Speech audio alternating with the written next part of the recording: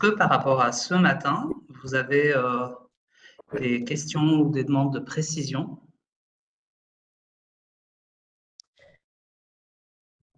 Et allez-y surtout. Pour moi, c'est bon jusqu'ici. Ouais. Evelyne, je crois que... Oui, alors Ouais. j'aurais deux questions par rapport à mes projets. Euh, la première, c'est, bon, il faut que je me concentre. Dans l'idée globale de faire du sens, parce que c'est ça surtout qui m'intéresse, dans le sens de la diversité, de l'inclusion, du dérèglement climatique, c'est des choses que je travaille, sachant aussi que ma maison d'édition est écolo-compatible depuis 4 ans, depuis le début. Est-ce qu'il se serait pas intéressant pour moi d'intégrer les deux projets, donc le projet avec le Maroc et le projet que je suis en train de réaliser de revue à 80% de parution, femmes photographes qui traite de tous les sujets sans tabou. Voilà. Euh, Ma première question. J'espère que je suis claire. Je sais pas. je vais essayer de paraphraser pour voir si j'ai compris. Oui? En gros, il y a un projet d'édition qui est propre à votre structure sur plusieurs sujets qui peuvent intéresser les priorités européennes. Ça, c'est un point. Complètement. Et un autre, un projet en coopération avec d'autres personnes au Maroc. Ben voilà. J'irai déjà sur le deuxième, un projet de coopération pour définir quelles sont les activités ensemble qui font que ce sont des activités qui sont plus orientées apprentissage entre les deux structures qui vont être partenaires et qui font qu'elles vont demander des fonds européens. Et ensuite, sur le projet d'édition, là, je connais moins bien, mais je sais que dans Europe Créative, il y a dans le volet culture, dans le volet culture, il y a des éléments là-dessus, mais qui se font de toute manière qu'en coopération.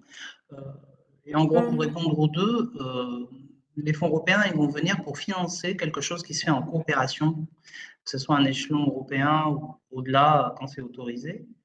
Tout ce qui peut se faire sans cette dimension européenne ou internationale ne relève pas de l'Europe particulièrement. Sauf ce que j'avais présenté la dernière fois quand ce sont des initiatives de jeunes, participation de jeunes ou sur les projets d'engagement qui sont financés pour des jeunes localement sur une action locale. Mais vous, il faut que vous soyez un peu sur une dimension coopération et que Coopération, oui. vous voulez faire ensemble des choses, produire ou résoudre une problématique ensemble par un échange de bonnes pratiques. Voilà, c'est plutôt ça. D'accord. Merci. Je suis désolée, j'ai mon chat derrière qui fait beaucoup de bruit et j'espère que ça vous dérange pas. Je vais le. On l'entend pas, il a l'air discret. Vous n'entendez pas? Non, D'accord. enfin, moi je l'entends pas. Bon, merci pour la réponse. Je crois que c'était ça. Et puis peut-être une question aussi qui va peut-être intéresser tout le monde par rapport à ces demandes de soutien. Est-ce qu'il y a des délais approximatifs dans les étapes différentes? Voilà. Moi, j'aimerais bien connaître, savoir ça. Alors, il y a des appels à projets avec une date et une heure limite à laquelle il faut déposer. Ok. Bon an, mal an, les dates, c'est février ou mars, en fonction si on est en clé 1 ou clé 2 pour Erasmus. Le Corps européen de solidarité, c'est à peu près aussi dans ces dates-là. Mais il y a d'autres appels qui sont ouverts en fonction. Là, les prochains, il y en a en octobre, qui concernent par exemple les demandes d'accréditation. Et il y a des demandes qui peuvent se faire tout au long de l'année, notamment les labels LEAD pour le Corps européen de solidarité. Là, vraiment, c'est un peu pour dire il y a des dates d'appel. Donc, ça fonctionne par Ok. appel à projet. Ouais. Après, Voilà. évidemment, c'est à chacun de jauger en fonction de ce qu'il détient comme ressources. Notamment, est-ce que j'ai un ou plusieurs partenaires que je connais déjà depuis longtemps, avec qui j'ai déjà préparé un diagnostic, qu'en interne, je sais où je vais. Voilà, et en fonction de chacun, il va y avoir un temps de préparation qui appartient, je dirais, à chacun. Donc, l'efficacité dans l'avancée. La méthode que je vous suggère là, elle propose à ce que vous puissiez préparer bien en amont, parce qu'il faut vraiment border, hein, c'est vraiment de la dentelle. Il y a plein de détails sur lesquels il faut être très au point. Hormis ça, peut-être que Clémentine, tu voulais rajouter quelque chose là-dessus? Un témoignage ou une info? Non, j'avais une question après celle-ci. Ah, d'accord. Pas Je plus. pensais que tu allais Pardon. intervenir sur le sujet. Ok. Voilà. Donc, franchement, il n'y a pas de règle, hein. Ça dépend de l'ampleur du projet. Il y a des projets qui, comme les échanges de jeunes, peuvent être ficelés, aller en 3 mois entre la préparation et le dépôt. Et encore que, ça dépend si, par exemple, dans les jeunes, j'ai l'expérience de jeunes en situation de handicap mental. Il a fallu presque 1 an de préparation, en fait, hein, avec leur institution, avec leurs parents, les éducateurs. Voilà, parce qu'il fallait auditer tous les besoins spécifiques et être sûr que tout le monde était bien sécurisé, que tout allait bien et penser un peu à tout, on va dire. Donc, ça dépend. Il y a franchement pas de règle. Merci. Clémentine, peut-être? Merci. Je suis désolée, j'ai changé de bureau, du coup, je peux pas remettre la caméra, il y a du monde autour. Moi, j'avais juste une question, j'y réfléchissais à midi, là, par rapport aux lunes dont on parlait. Moi, c'est tout ce que tu as dit, c'est ce qu'on a essayé de faire avec le collectif. Du coup, on a un objectif commun, un idéal qu'on aimerait atteindre, mais pour arriver à trouver celui-là, chacun dans sa structure, puisqu'on est 10 structures différentes, chacun a travaillé sur sa propre lune, entre guillemets, sa propre analyse, etc. Est-ce que l'analyse de chaque structure doit apparaître dans le dossier global ou ça, c'est juste notre travail en amont et c'est pas grave si ça apparaît pas dans la candidature? Alors, j'ai eu l'expérience de ça. Ce qu'il faut faire, c'est, il y a, comment dire, il y a deux niveaux. Il y a la structure coordinatrice, parce que là, c'est un consortium et c'est pour un dépôt d'accréditation de label, c'est ça, hein? Là, ça sera une mobilité de professionnel, une clé 1, du coup. Bon, voilà, c'est quand même plus facile. Donc ça veut dire que il faut regrouper quelles sont les problématiques communes pour les mettre en avant et les problématiques singulières en ayant le sens du résumé, en fait. Parce que Ok, mais on peut derrière, faire sur la apparaître. Lune, ouais, parce qu'au niveau des impacts, pour les décrire concrètement, ben, ça veut dire que vous avez une matière super riche qui va permettre de dire en quoi ça répond aux besoins des uns et des autres sur tel ou tel aspect. Je vois pas, enfin, moi, je vois pas de difficulté. Non, mais c'est ce qui me semblait logique aussi, mais je voulais vérifier. Ou si vraiment il fallait se concentrer sur le Ouais. projet et du coup le groupe en tant que groupe, mais c'est vrai que c'est plus logique et plus réaliste que chacun ait ses propres problématiques à un moment quand même. Merci. Bah, sur une mobilité de rien, hein, mais sur une mobilité de travailleurs jeunesse, l'enjeu, c'est une action qui va s'installer sur 1 an, peut-être max 2 ans. Donc, ce qu'on va rechercher là-dedans comme transformation, impact, entre guillemets, ça va être modeste par rapport à une demande d'accréditation qui se planifie sur plusieurs années. Donc, ça aurait été une accréditation, ben, j'en profite. L'évaluateur va vouloir connaître on va dire les besoins et les défis de la structure coordinatrice du consortium, donc où elle veut aller, ce qu'elle veut atteindre, et en quoi elle va jouer un rôle moteur vis-à-vis des autres structures qui sont membres du consortium pour les amener à ce qu'ils puissent atteindre chacun leur lune. Et on va là trouver du coup des problématiques communes et surtout des objectifs qu'on va poursuivre, qui vont être planifiés pour le coup sur plusieurs années et permettre de faire plusieurs actions. L'exemple de tout à l'heure avec le consortium avec plusieurs établissements scolaires, c'est exactement ça en fait. Ça va être sur une stratégie qui veut amener en autonomie les établissements pour les mobilités des élèves. Et donc l'enjeu est clairement de prendre le lead pour transférer ce savoir-faire.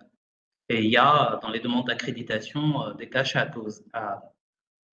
cases à cocher sur est-ce que je prends le lead pour transférer de la connaissance et accompagner vers de l'autonomie des structures, ou ensemble on se réunit parce qu'on veut atteindre des finalités communes. Dans tous les cas, il faudra le montrer, hein, pourquoi vous êtes ensemble et vous voulez faire des choses ensemble. Ben, ça tombe bien parce que ça veut dire qu'il y a... On est pile poil sur la suite logique, hein, donc les questions de tempo, de planification. Donc, je vois que je n'arrive pas à vous passer la slide suivante. Est-ce que vous voyez quelque chose déjà? Enfin, Ouais. oui, mais peut-être pas ce que vous voulez nous montrer là. Ouais, absolument. C'est assez impressionnant comme je me sens démunie. Ok. Je vois bien qu'il ne veut pas, hein. Je vois ma souris bouger, mais bon. Ouais. Donc, je vais demander. Peut-être si tu coupes le partage d'écran et que tu remets, peut-être? Ouais, je vais faire ça.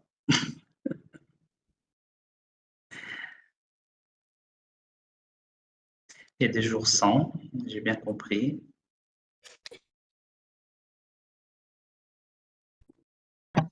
Est-ce que je peux en profiter pour poser une petite question un Ouais. peu en dehors du... Ouais, pas de souci.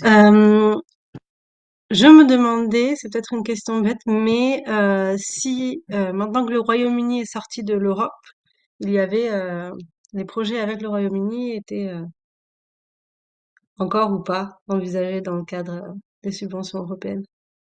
Bah maintenant, le Royaume-Uni est considéré comme un pays tiers, c'est-à-dire qu'il y a les pays programmes, ceux qui sont dans l'Union européenne, et il y a les autres pays, comme l'exemple du Mhm. Maroc. Le Royaume-Uni est un pays tiers. D'accord, Donc, il y a certains programmes qui peuvent permettre d'associer le Royaume-Uni. d'accord, Et actuellement, ça fait quelques jours, la Commission européenne est entrée en négociation à nouveau avec le Royaume-Uni pour ouvrir, enfin, pour mener des négociations sur la mobilité justement et comment la faciliter d'accord. des deux côtés. Donc peut-être qu'on aura des nouvelles sur. Il faut surveiller en fait, hein, sur ces questions. Mais le Ok, Royaume-Uni n'est merci. plus dans l'Europe, c'est un pays tiers. Moi, pour rebondir sur Julie, c'est vrai que, bon, voilà, moi aussi, comme je parle anglais, je les aurais bien amenés là-bas. Mais c'est vrai que sans financement, c'est très cher l'Angleterre quand on n'arrive pas à les envoyer là-bas, quoi. Ouais. C'est un problème. Mais après, apprendre l'anglais, à part l'Angleterre qui est le plus près, je vois pas où les emmener. Bon, il y a Malte, dans les Malte. pays scandinaves, c'est pas mal aussi. Ouais. Je pense qu'on peut Sur le département, on les envoie beaucoup en Irlande. Ok. aussi. Ok. Ok. Merci. Bon, il veut vraiment pas. Je vais quand même pas parler dans le vide, c'est dommage. Je vous ai préparé des jolies petites slides. Je vais peut-être demander de l'aide, si j'arrive à trouver quelqu'un qui m'explique pourquoi ça ne veut pas. Ou je vais carrément. Ok. Là, vous devez avoir tout perdu, bien sûr. Aïe, aïe, aïe.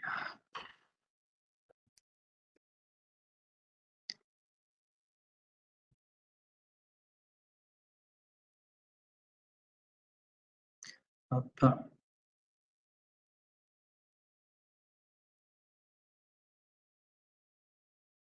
Et, et là, normalement, C'est bon, vous voyez? c'est marqué planifier les changements. Ben, parfait. Donc, bon, je touche plus à rien. Alors, du coup, quand on a fait un diagnostic, il y a la Lune, on va dire, qui est composée de plein de changements. Ce que je disais, un peu les 4 quarts de Lune, un peu sur les participants, les publics cibles, les organisations, les partenaires, à différents échelons territoriaux. Et ces changements, bah, évidemment, on ne les atteint pas comme ça en une année. Et du coup, ça veut dire que on sait où on va, cette situation qu'on souhaite atteindre, et on va planifier, en gros, par an, progressivement, comment on va y aller vers cette lune.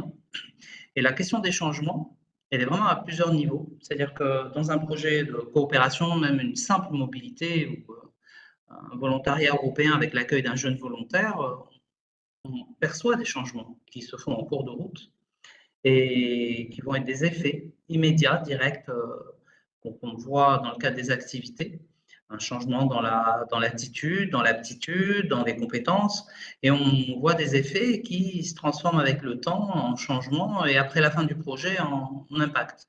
Et du coup, il y a ce qu'on peut percevoir comme changement, et du coup, ça veut dire que quand on veut proposer un projet, on doit être en capacité d'anticiper les changements qu'on vise. Donc, on se fait une hypothèse qu'on va réussir un changement.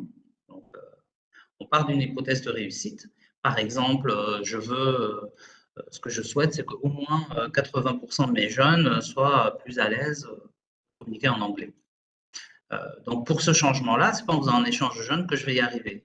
Donc, je peux imaginer des actions la première année, la deuxième année, la troisième année, c'est progressif jusqu'à atteindre ce taux de 80%. Et je le fais très schématique. La première année, c'est 20%, la deuxième, c'est 40%, etc. Et donc, je vais planifier quelque chose qui va être proportionnel aux moyens et aux ressources que je vais mettre dans le projet. D'où l'intérêt du SWOT, de bien identifier toutes ces ressources que j'ai internes dans les forces et externes dans les opportunités pour pouvoir faire la démonstration de pourquoi je vais utiliser les mobilités européennes, pourquoi je vais utiliser les fonds européens pour atteindre ces changements. Et pourquoi, du coup, dans ma stratégie, je vais faire plutôt d'abord une mobilité de travailleurs jeunesse avant un échange de jeunes. Pourquoi je vais plutôt faire ça, puis ensuite peut-être aller faire de la coopération entre organisations sur telle ou telle problématique. Pourquoi je mets en avant plutôt des problématiques systémiques sur la question des radios, par exemple, tel que ça a été dit tout à l'heure, pour aller aborder le sujet sous tel angle, puis ensuite sous tel angle. Et du coup, j'utilise intelligemment les fonds européens. Et en fait, ça va compter dans la démonstration. On appelait ça avant le plan de développement européen. Et en fait, c'est comment les fonds européens vont agir sur l'internationalisation de la structure et de ceux qui la font vivre, mais aussi sur sa qualité. Et dans qualité, on entend tout ce qu'elle mène au quotidien dans ses processus, sa façon de faire, sa pédagogie, sa manière de construire des relations sur un territoire, sa communication, son utilisation des résultats, la diffusion, l'exploitation des résultats. Tout ça va compter et comment les fonds européens vont permettre d'améliorer tout ça. Donc, ça veut dire qu'il faut que je puisse imaginer que mes changements, ils ne vont pas être centrés que sur les personnes, bien sûr, les personnes sur leurs compétences, j'insiste, aptitude, attitude. Mais comment ces compétences-là vont permettre de changer l'organisation, parce que l'organisation, elle va être peut-être mieux implantée, c'est peut-être ce qui est visé, elle aura peut-être plus de moyens localement, elle vise peut-être à avoir un lieu, et donc sa stratégie, elle est construite autour de la mobilité européenne pour se rendre plus légitime auprès des bailleurs public. Peut-être qu'il y a un enjeu d'expérimentation de certaines pédagogies qui vont être prises ailleurs pour dupliquer un modèle et du coup se transformer en je ne sais quel type de structure. Pourquoi pas les radios libres sur l'enjeu du numérique. Il y a plein d'écueils. Et la question de la planification, elle va être interrogée de toute manière dans les dossiers de candidature d'une manière ou d'une autre, y compris dans un simple échange de jeunes, quand on va dire je vais faire par exemple un premier échange de jeunes entre mes jeunes français et des jeunes espagnols, une première fois, et puis je vais en faire un deuxième, le match au retour, chez les uns ou chez les autres.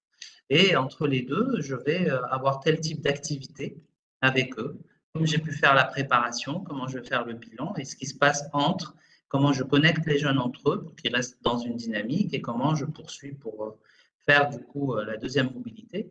Et je vais anticiper ce que je vais gagner comme effet et changement dès la première mobilité et comment je vais utiliser ces résultats pour aller plus loin et je vais planifier. Donc, dans tous les cas, la question de la planification des changements, elle est au centre de, on appelle ça le plan qualité, mais c'est en gros votre capacité à gérer la matière humaine quand elle se rencontre et qu'elle produit de la connaissance partagée.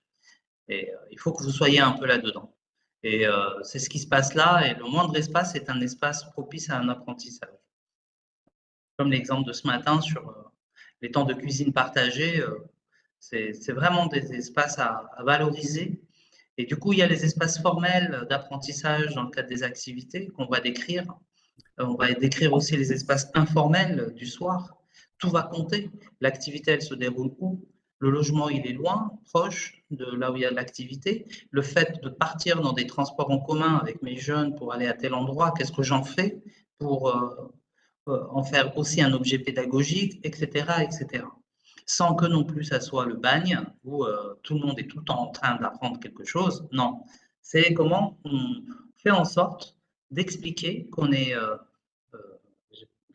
le mot ne vient pas en français évidemment, comme on est conscient, ouais, c'est à peu près ça, comme on est conscient de qu'on est dans une vigilance d'accompagnement. Puisque l'organisation qui demande des fonds, elle se retrouve en train de mettre en place un programme d'apprentissage, qu'il soit formel ou non formel ou informel, qui va permettre d'atteindre des changements dans le cadre de compétences acquises, d'aptitudes acquises, ou dans le cadre de duplication de façons de faire, ou de bonnes pratiques glanées chez le partenaire, ou de production d'outils ou de méthodologies, ou tout objet qui peut permettre d'améliorer la qualité du travail qui est fait au quotidien. Du coup, pour faire une bonne planification, ben, autant y aller pas à pas.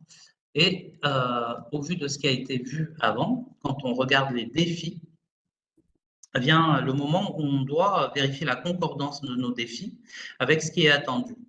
On demande des financements à l'Union européenne, donc ça veut dire qu'on essaye de faire un raccord avec les priorités que poursuit l'Union européenne, et donc vérifier la concordance des défis de la structure pour les années à venir avec les priorités de l'Union européenne, c'est regarder est-ce que mes défis rejoignent ceux de l'UE, à quel endroit, si oui, du coup, en quoi ça les rejoint? Et sinon, est-ce que les défis de l'UE ne viennent pas enrichir les défis de mon organisation?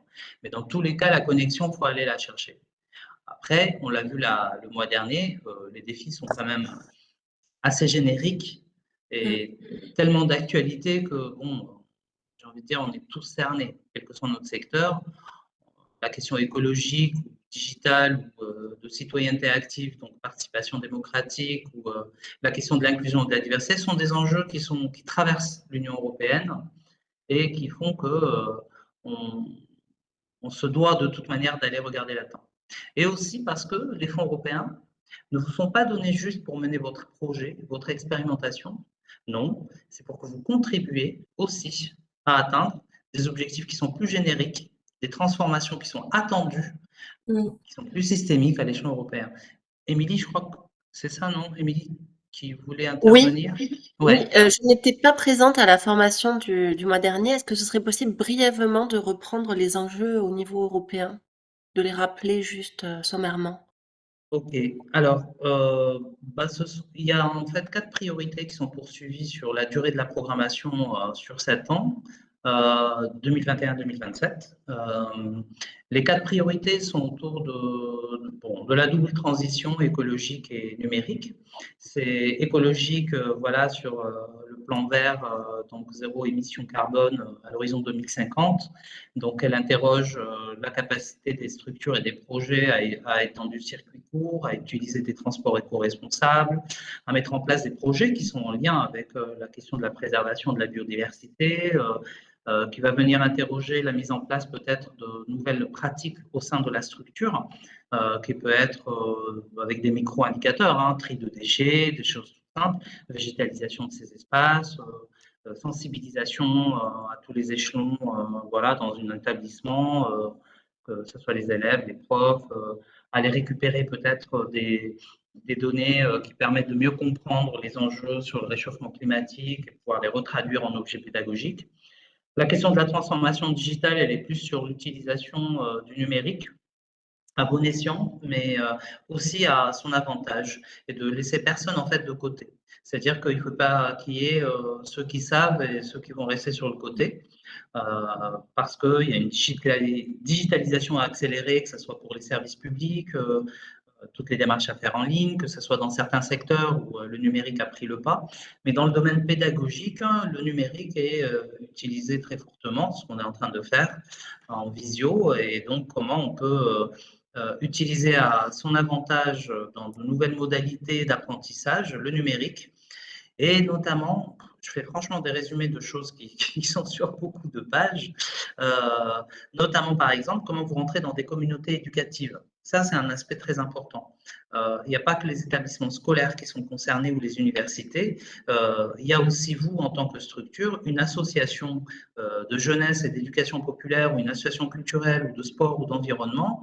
Elle a des homologues en Europe qui, ensemble, parce qu'ils coopèrent, forment une communauté éducative dans le non formel. Et ensemble, elles vont faire des projets, mais continueront à évoluer ensemble et à échanger. Le numérique peut être au service de créer ces réseaux éducatifs. Est-ce que, pardon, je vous coupe. Est-ce que le fait de créer des liens au niveau numérique entre des établissements du premier degré et du second degré, par exemple, ça pourrait coller avec ces objectifs-là? Bah, s'il y a une valeur ajoutée, c'est toujours pareil, en fait, c'est un média, donc c'est l'outil, il est au service de quoi? Donc là-dessus, Le service des mobilités des élèves, par exemple, ça pourrait coller? vous voulez dire en mobilité virtuelle? Non, par la suite, partir sur des mobilités d'élèves grâce à la connexion améliorée au niveau digital entre les établissements du premier et du second degré. Parce que nous, on a une petite fracture quand même entre les deux. Ouais, vous pouvez m'expliquer un peu plus parce que du coup, j'arrive pas à comprendre.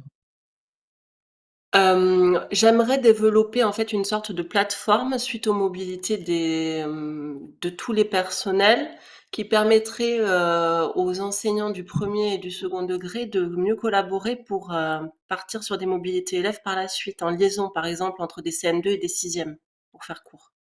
Ok, j'ai compris.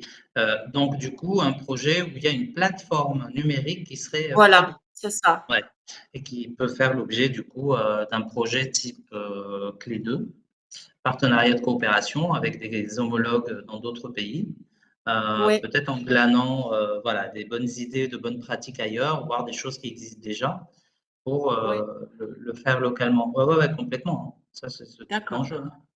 Ok, merci.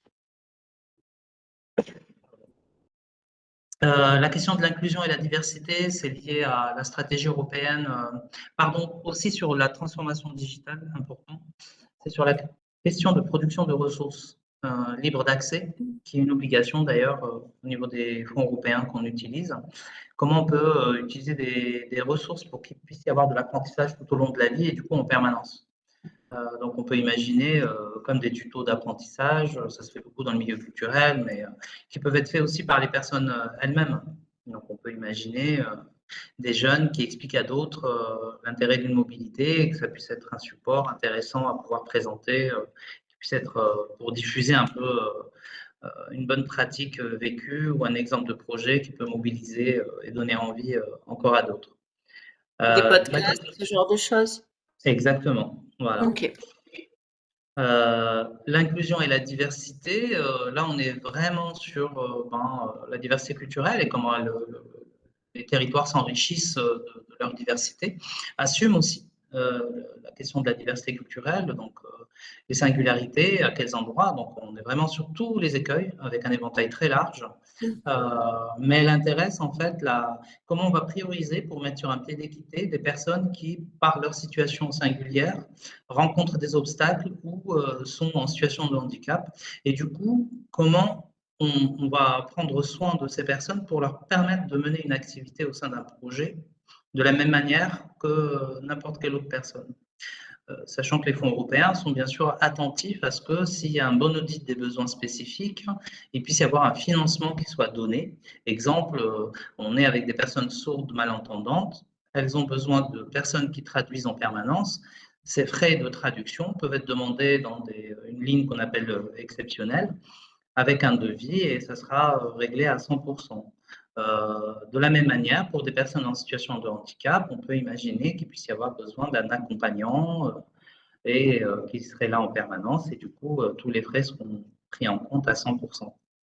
Et du coup, la question de l'inclusion et la diversité, elle interroge les structures sur leur capacité à contribuer à être dans une société plus inclusive, clairement, en allant chercher une diversité dans les profils des personnes qui viennent fréquenter leur établissement et créer des situations d'interaction entre des personnes qui ne se seraient pas rencontrées a priori et favoriser du coup voilà, une dynamique de vivre ensemble qui puisse se vivre le temps d'un projet et qui donne envie à aller plus loin. Et donc de s'ouvrir aux autres qui sont différents, qui sont pour certains ont moins de chance, et interroger aussi les structures sur leur background philosophique, je ne sais pas comment le dire, mais sur leur politique d'inclusion. Comment elles sont attentives à contribuer à faire en sorte que leur public se renouvelle, qu'elles ouvrent leurs pratiques à d'autres publics. Et là, c'est en lien du coup avec et la question écologique, parce qu'on est sur une dimension sociale. Lisez bien les objectifs de développement durable de l'ONU sur 2030. Ils impliquent clairement des changements systémiques attendus pour tout le monde. Tout le monde doit pouvoir y contribuer pour une société plus durable. Et ça concerne du coup des questions de vivre ensemble, de bien-être personnel, que tout le monde doit avoir accès à toute activité qui est proposée. Et des questions aussi qui sont liées au numérique et comment le numérique peut être au service de cette stratégie d'inclusion et de diversité. Et ensuite, la question de la citoyenneté active, elle est vraiment sur comment on va accompagner des personnes à devenir des citoyens, des citoyennes qui sont impliqués, engagés dans le débat et le processus démocratique. Et là, à tous les échelons. Et ce n'est pas qu'une question de vote dans des élections, c'est la question de l'engagement que je veux bien donner dans ma communauté, qui puisse être une association dans un quartier, à l'échelle de la ville, la région, à l'échelle européenne, etc.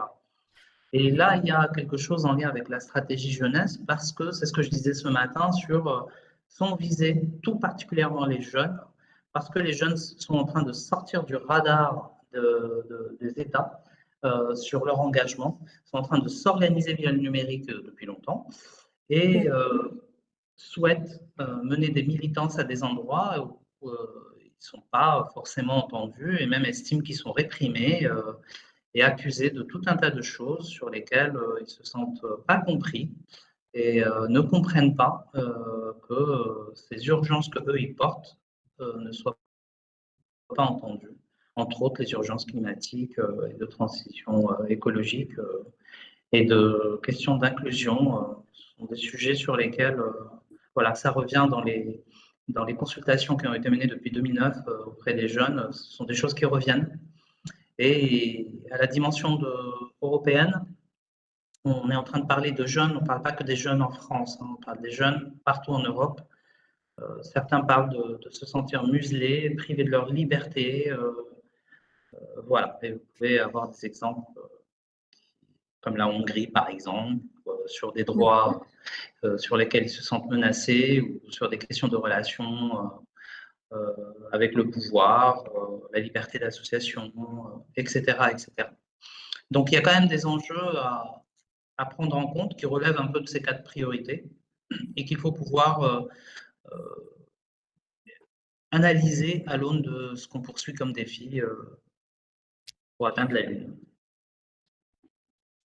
J'ai répondu à votre question, Émilie? Parfaitement, merci, c'est plus clair. Donc une fois qu'on a fait… Puis-je poser une question? Excusez-moi. Oui, ouais, pas de souci. J'ai toujours de la difficulté à croiser les objectifs que nous nous donnons pour ce projet et ces 4 priorités. Est-ce qu'il y a un endroit, un onglet dans le dossier où on doit répondre à ce qu'on fait par rapport à ces 4 priorités, où elles doivent se sentir à travers les actions qu'on présente? Alors, ça dépend de l'appel auquel vous répondez. Pour une mobilité de travailleurs jeunesse, échange de jeunes, de mémoire, c'est explicitement demandé. Dans une accréditation, c'est explicitement demandé sur les 4 priorités. Et il y a d'autres appels où c'est en filigrane, il faut qu'on le comprenne. D'accord. Et on va le comprendre autant dans les transformations attendues ou dans les indicateurs. C'est un exercice incontournable. Ok. On n'est pas, c'est une admettons, on n'est pas obligé de mailler chaque action des 4 priorités. Non, mais Non. si vous voulez, on peut prendre quelques instants pour essayer de comprendre au niveau de votre projet, votre intention de projet, et réfléchir ensemble sur les 4 priorités rapidement.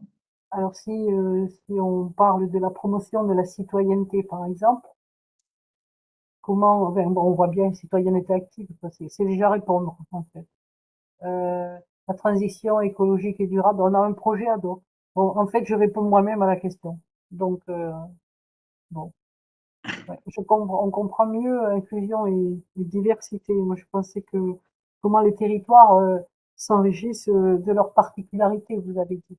Nous qui sommes dans Ouais, un département avec plusieurs régions naturelles, on peut peut-être répondre par là. C'est ce que je me demandais. ouais, vous pouvez tout à fait. J'en ai parlé pareil, bon, le mois dernier sur ce qu'on appelle le New Bauhaus européen. Comme vous parlez de territoire et de sa beauté, sa diversité aussi naturelle, le rapport qu'on a avec notre environnement naturel est quelque chose d'important dans la priorité sur la transition écologique et d'une consommation responsable et aussi de transformation de ce qu'on fait au quotidien. Et du coup, euh, des fois même c'est sur une question d'inclusion, comment permettre l'accès à des patrimoines naturels, à des personnes qui n'y ont pas accès et comment on va travailler là-dessus.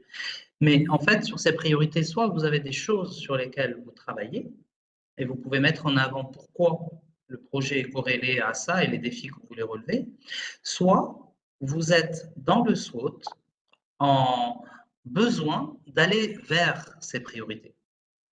Mais il va falloir du coup déterminer déjà dans les forces et les faiblesses, là où vous êtes en position de force, là où vous êtes en position d'amélioration. Sur la citoyenneté active, si je prends un exemple, j'imagine que vous vous sentez à l'aise sur la, comment dire, la gouvernance dans votre structure, qu'il y a des rouages, qu'il y a plein de choses qui fonctionnent depuis longtemps, etc. J'ai pu voir des structures qui, en réfléchissant et en mettant ça dans un niveau de force, du côté positif, se sont interrogés sur le renouvellement très très faible de leur public, que finalement c'est un peu les mêmes qui reviennent, qu'il y a une population qui est un peu vieillissante, qu'ils ont besoin d'avoir de nouvelles personnes qui arrivent, pas forcément que des jeunes, il y a des jeunes retraités, qu'en étant un peu plus attentifs à leur territoire, ils se rendent compte qu'il y a d'autres structures avec lesquelles elles peuvent être en partenariat, et du coup, pour faire pour la survie même de la structure, en fait, c'est super urgent de revoir leur process parce qu'elles se questionnent sur pourquoi elles n'attirent pas plus de personnes que ça. Et du coup, elles ont besoin de faire des projets européens pour aller améliorer tout un tas d'aspects qui vont permettre à la structure de renouveler leur audience, gagner en process démocratique dans la manière de donner une place à chacun, dupliquer des choses qui vont être prises ailleurs parce que ça marche super bien, travailler plus sur l'intergénérationnel parce qu'elles ont pu voir des expériences super ailleurs. Mais ça, on peut le prévoir en avance. C'est en ça que ça demande d'aller fouiller, chercher, analyser, lire des actus un peu sur ce qui se passe à droite, à gauche, aller sur ces plateformes de résultats de projet pour voir un peu qu'est-ce qui a été mené comme projet. Merci, on dirait que vous êtes chez nous. Je connais un peu le Lot. Ah, ça se sent. Merci. C'est un beau territoire. Du coup, évidemment, quand on a vérifié les défis, ça recommence. Ah, quand même, voilà. On fait la jonction avec la Lune parce que là, c'est comment dire, comment les défis peuvent définir des objectifs à long terme qui vont permettre d'atteindre la Lune. Donc, ma Lune, pour y arriver, il faut que je m'appuie sur ces défis que j'ai bien organisés, qui sont bien corrélés aux défis de l'Union européenne, et ils vont me permettre d'atteindre ma lune.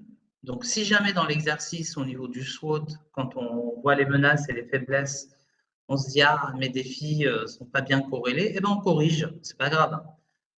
Si ma lune, elle a l'air d'être éloignée finalement de ce que j'ai pu mettre dans mon SWOT, bah, je fais le chemin inverse. En gros, suivez votre intuition sur votre schéma mental. On n'est pas tous fichus pareil. Il y en a qui voient direct la lune et ils partent de ça pour ensuite travailler le reste, le SWOT. Il y en a qui préfèrent être sur le SWOT en détail et font la démarche au fur et à mesure. C'est juste là, au niveau du schéma, de vous dire que vous pouvez retravailler à la marge, revenir dessus jusqu'à la finalité qui vous semble être la plus cohérente avec ce que vous essayez d'expliquer. Et il faut pouvoir se poser la question de sa propre stratégie. Quand je vous disais avant, on appelait ça le plan de développement européen, on travaille sur la qualité, donc mes process, comment j'améliore mon travail au quotidien, localement, etc. Mais quelle est ma stratégie d'internationalisation? Et là, c'est un peu plus que comment je vais utiliser les fonds européens, d'Erasmus, Corps européen de solidarité, pour aller vers quelque chose, donc cette lune. Non, c'est comment j'introduis l'européen et l'international dans mon quotidien. Et ça sera ça, tous les enjeux qu'il y aura au niveau de la planification des changements. Est-ce que c'est clair ce que je vous ai dit là ou ça va? Oui. Oui, oui. Ah, Oui. parfait. Bien, Moi, j'ai bien. Excuse-moi, moi j'ai eu un, Oui. Ah, pardon. Allez-y. j'ai eu un petit problème de son, j'ai pas tout entendu. Est-ce que c'est possible de répéter en 2 mots? En 2 mots, quand je fais le SWOT et que j'ai trouvé mes défis, que j'ai vérifié la concordance avec les priorités européennes, je vérifie comment tout ça réellement, ça me permet d'atteindre ma lune, mais je peux faire l'exercice dans l'autre sens. Ça, c'était la première idée. Et ensuite, jusqu'à ce que j'arrive à un résultat qui me paraît satisfaisant, qui est exactement ça, tout me paraît cohérent. Et ensuite, la deuxième chose, c'est sur la question de l'international. On demande des fonds européens pour internationaliser la structure et augmenter sa qualité. Augmenter sa qualité, c'est ce qu'elle fait au quotidien, comment les fonds européens peuvent me permettre peut-être de ramener de bonnes idées d'ailleurs pour faire mieux localement dans mon quotidien. Et l'international ne doit surtout pas être vu comme quelque chose qui est en plus, comme un nouveau secteur d'activité. Je dois réfléchir comment la question de l'Europe et de l'international fait partie maintenant, intégrante, peut-être de manière même transversale, pour améliorer ce que je fais au quotidien. Et ça ne doit surtout pas être considéré comme un truc à côté. Et ça interroge en fait ce qu'on appelle la stratégie d'internationalisation dans une structure pour aller travailler sur ces dimensions-là. Quelqu'un lève la main, j'ai l'impression. Ouais, c'est moi, Stéphanie. Moi, Oui. c'est par rapport à la stratégie d'internationalisation. Les Donc durées. moi, par exemple, je travaille avec la jeunesse, j'interviens dans les collèges, nanana. Donc, OK, avec ma structure, j'ai envie de les envoyer en Espagne, mais ma stratégie d'internalisation, c'est aussi de proposer pendant l'année des ateliers sur la mobilité internationale, d'avoir quelque chose en continu sur l'année. Et c'est là que j'arrive à une stratégie d'internationalisation ou si je fais juste un truc ponctuel, est-ce que je suis quand même en stratégie d'internationalisation? En fait, c'est comment dire? Ça peut être ça. C'est comment la perspective internationale s'engouffre dans ce que je fais localement. Et que là Ouais. où je voyais mes solutions, je peux les trouver que localement, ben en fait, je peux faire localement et aussi internationalement, et les deux vont de pair. Et finalement, ce que je peux capter de l'international, pour le local, ben, je peux le faire aussi dans l'autre sens. Je peux capter du local pour aller aussi aider ailleurs et faire dupliquer. Et en fait, ça devient un truc un peu naturel. Ok. Et dit différemment, c'est mon terrain de jeu, c'est pas ma commune c'est un territoire tellement plus large, bah, c'est le monde en fait. Ok, ouais, merci. De rien. Incroyable. Ok, il veut pas, il veut. Du coup, voilà. Là, on arrive un peu sur les changements dans la préparation d'un projet européen. Donc, je vous rappelle que ce que je vous ai expliqué jusqu'à présent, on est en train de réfléchir après un brainstorming, une organisation ça dans un SWOT et identification des défis d'une lune et concordance avec les priorités européennes. On est en train de se dire, bon, bah, maintenant on va aller plus loin parce que, j'insiste lourdement, un projet européen, quel qu'il soit, quel que soit son niveau, grand, petit, c'est essayer d'obtenir des changements. Donc, ce qui va compter, c'est pas de mener une activité avec des résultats, c'est comment ça va me permettre d'avoir des transformations. Du coup, planifier des changements. Et là, je vais vous donner quelques petites astuces qui suivent, mais vraiment comment on appelle ça, le dossier de candidature, pardon. C'est que dans la préparation d'un projet européen, il y a des phases incontournables. Et déjà dans la préparation, il y a cette rigueur analytique voilà, qui est recherchée.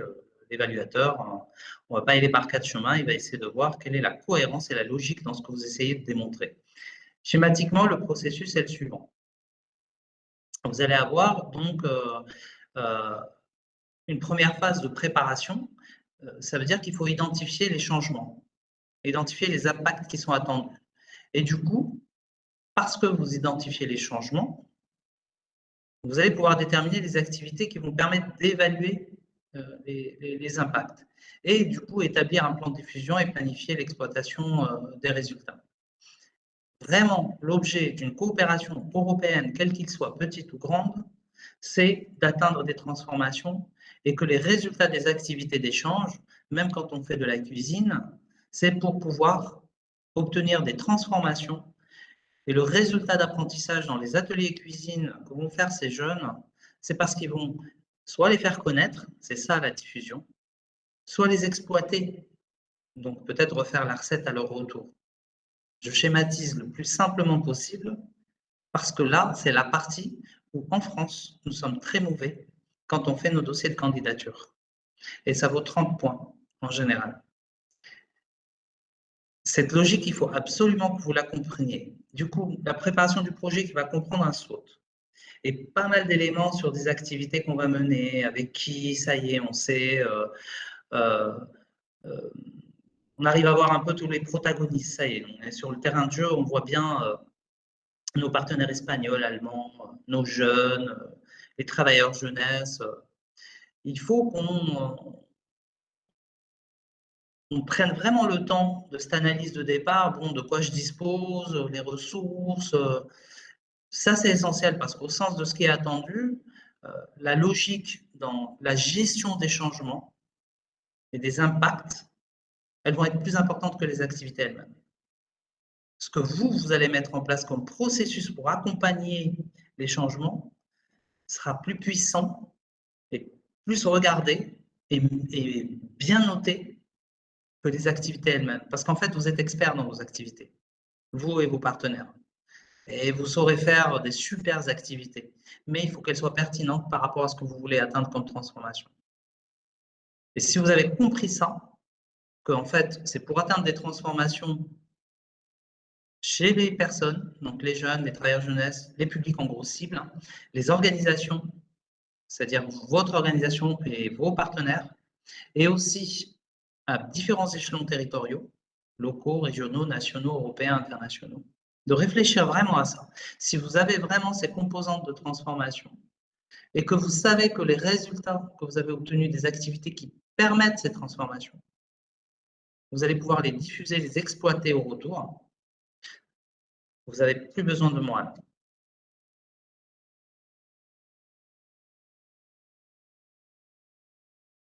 Et je veux bien m'arrêter 2 secondes, parce que je pense que c'est un peu un air de la guerre. J'ai une petite question à poser si c'est possible. Bien sûr, oui, bien sûr. Moi, ma grosse difficulté, elle se pose à ce niveau-là. Au niveau 3, en fait. Déterminer les activités d'évaluation de l'impact. Voilà, j'éprouve une difficulté à le mettre en forme, à donner des éléments concrets à ce niveau-là. Ok. Alors, j'ai pas prévu de l'aborder direct là, un peu plus Non, mais tard. ça peut attendre, hein. Enfin, si vous Mais avez prévu de l'aborder plus tard, mais voilà, c'est un point qui me pose problème dans le dépôt du dossier. ouais. Euh, Vu que les changements ils vont être liés à des apprentissages, des échanges de bonnes pratiques entre personnes, individus, dans votre cas en plus c'est le personnel plutôt qui va partir.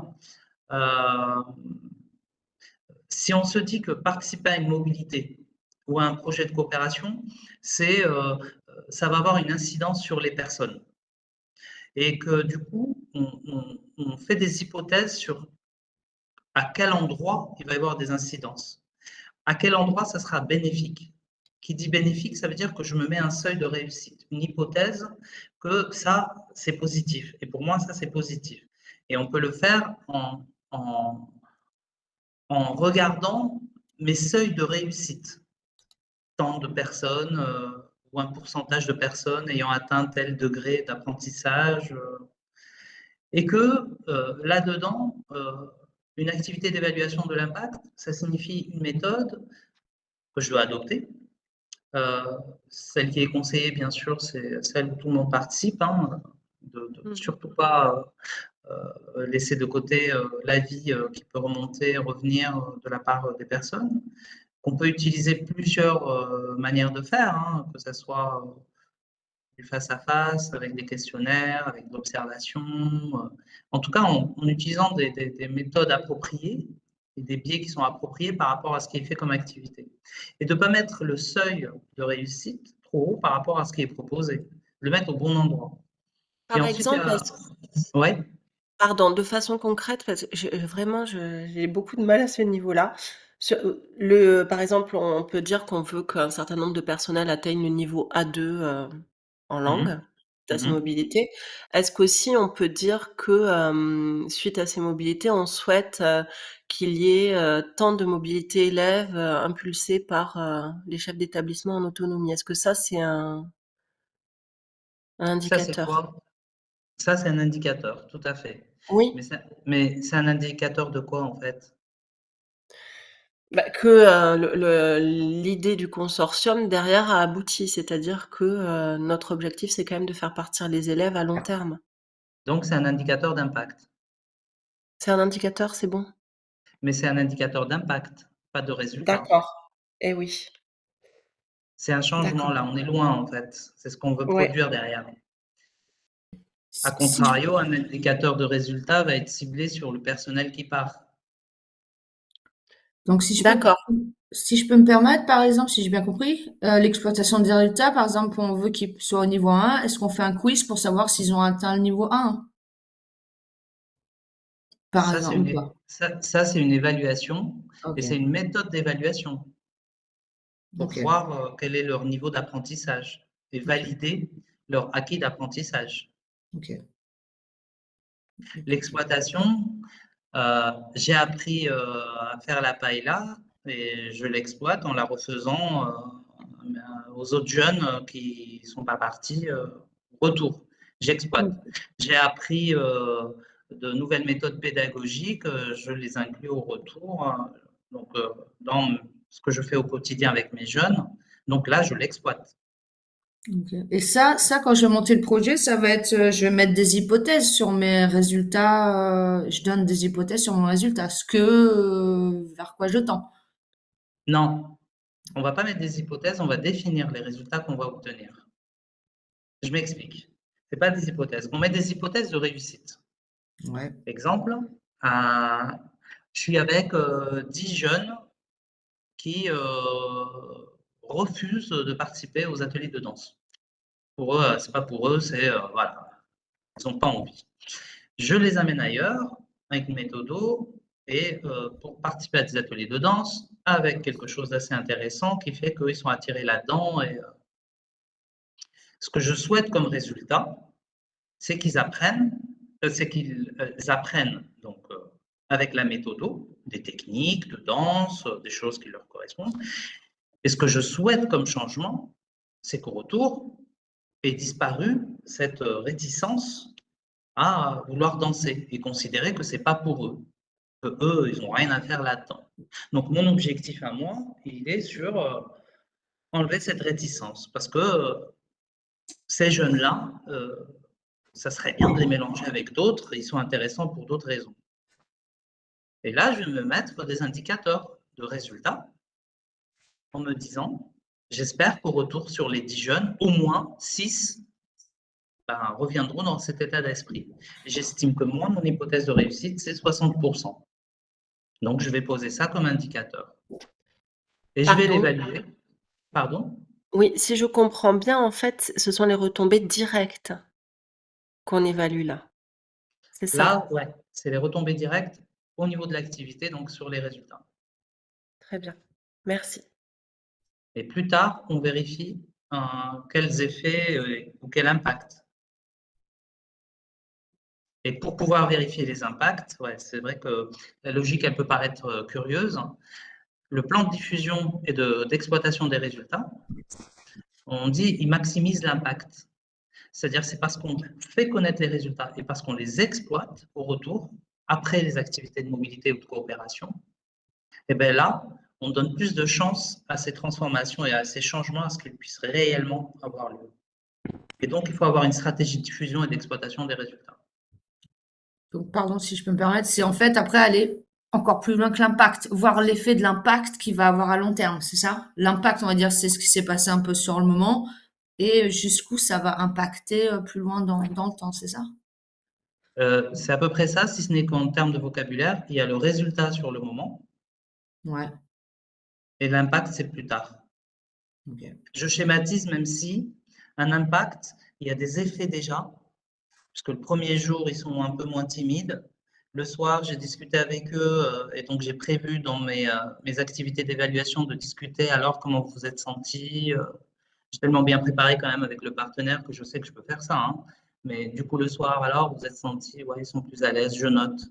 Je vais créer peut-être des petites courbes un petit peu où chacun aura rempli un questionnaire au départ, aucune envie de danser pour telle et telle raison. Et dès le premier jour, je discute, ça va. Le deuxième jour, j'observe comment ils se comportent, l'intérêt qu'ils portent, l'implication. Je note comme ça quelques aspects que je vais vérifier. Je leur fais à la fin de l'activité elle-même remplir peut-être un questionnaire avec les mêmes questions qu'il y avait au début pour évaluer les écarts et voir leur motivation, comment elle s'est transformée. Là, ils se sont exprimés.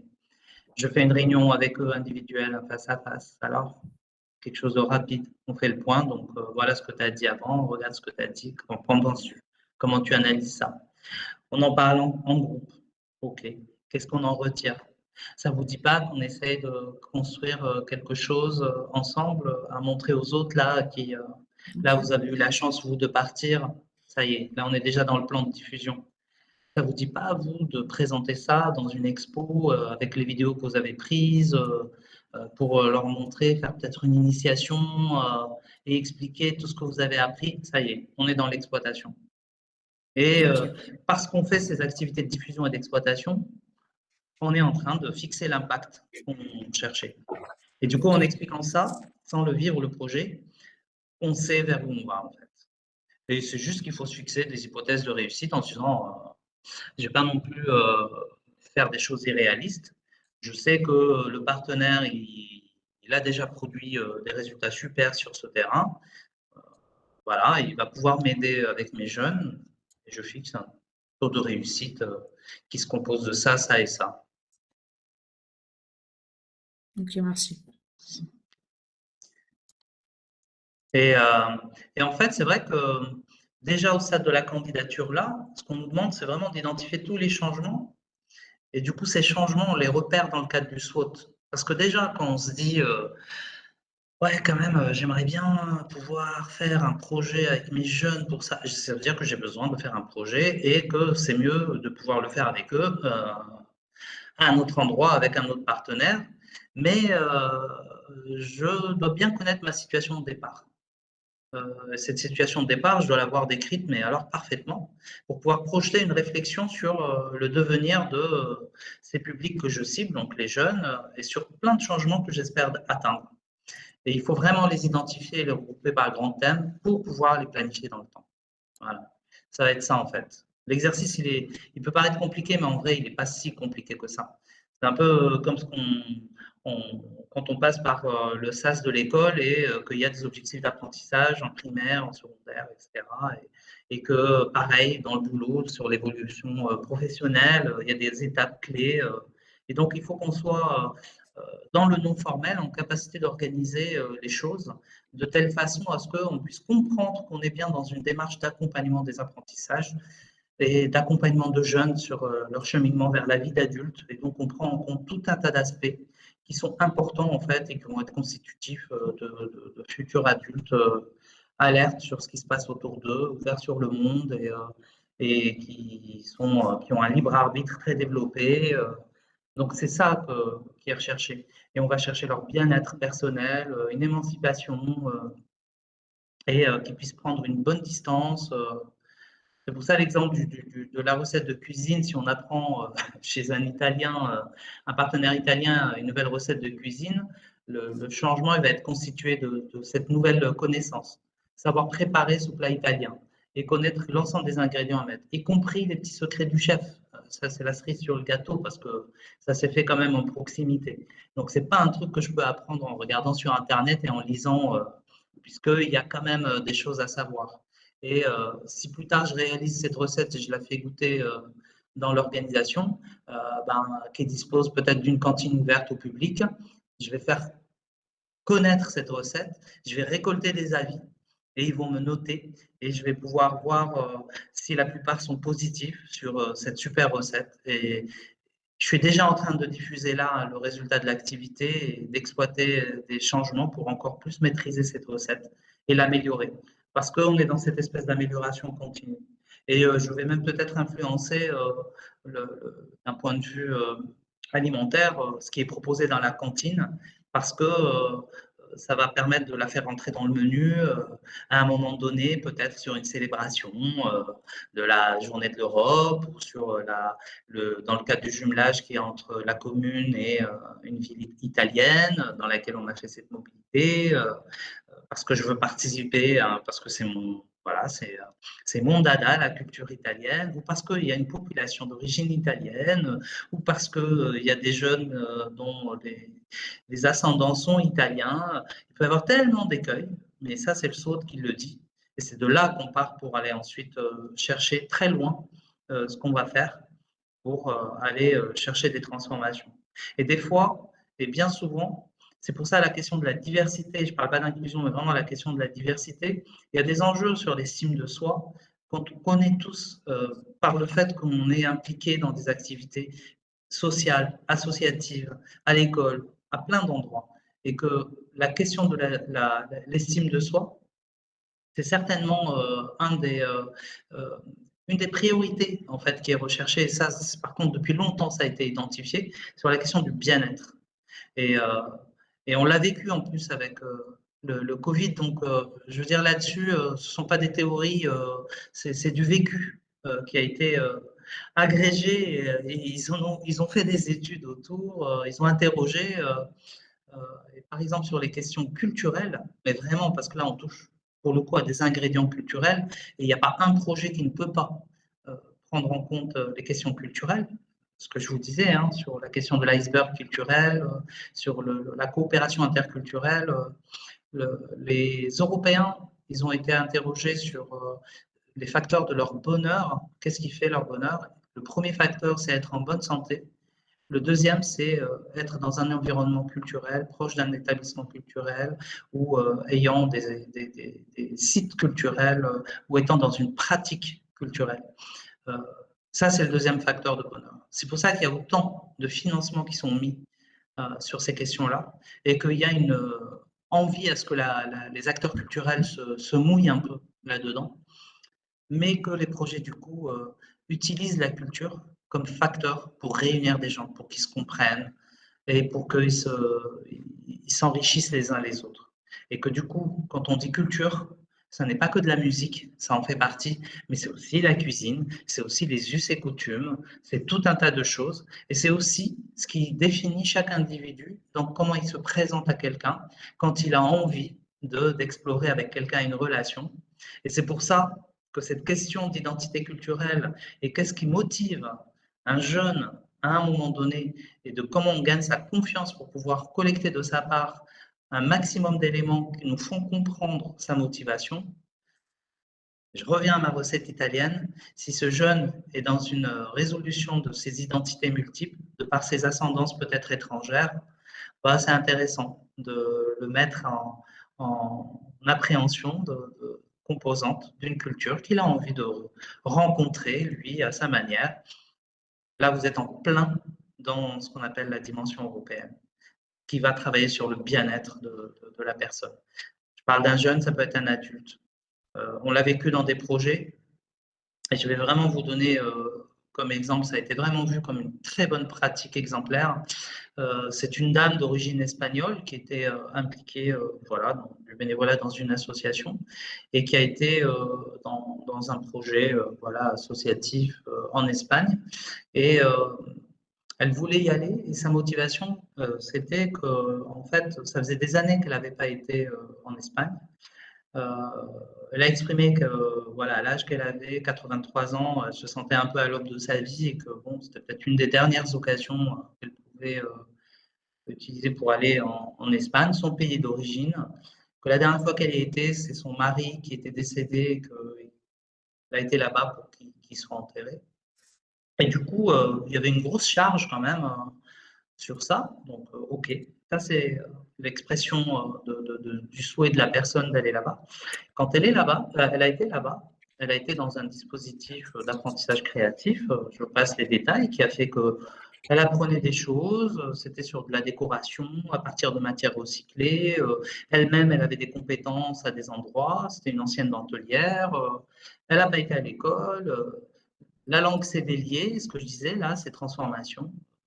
Ce qu'elle chuchotait à une ou deux personnes en disant « mais j'ai pas été à l'école, je sais pas remplir moi un dossier de candidature, je saurais pas écrire parce que je ne sais pas écrire », elle était de plus en plus à l'aise, commençait à dire en fait qu'elle a des compétences, qu'elle a été anciennement dentelière, qu'elle a des choses à apprendre, que bon sang, là vous ne savez pas faire, donc je vais vous montrer. Elle a été traductrice pour plein de gens qui étaient perdus avec la langue espagnole. Elle a gagné cette espèce d'aisance de se sentir à sa place pour revenir et de témoigner. Son témoignage était tout simple en disant ça alors, moi qui n'ai pas été à l'école, je me suis retrouvée en situation d'apprendre aux autres. Du coup, elle a été interrogée sur « et alors, comment tu t'es sentie en prof ?» Et on a discuté pas mal avec elle là-dessus et on a consigné tout simplement son témoignage là-dessus.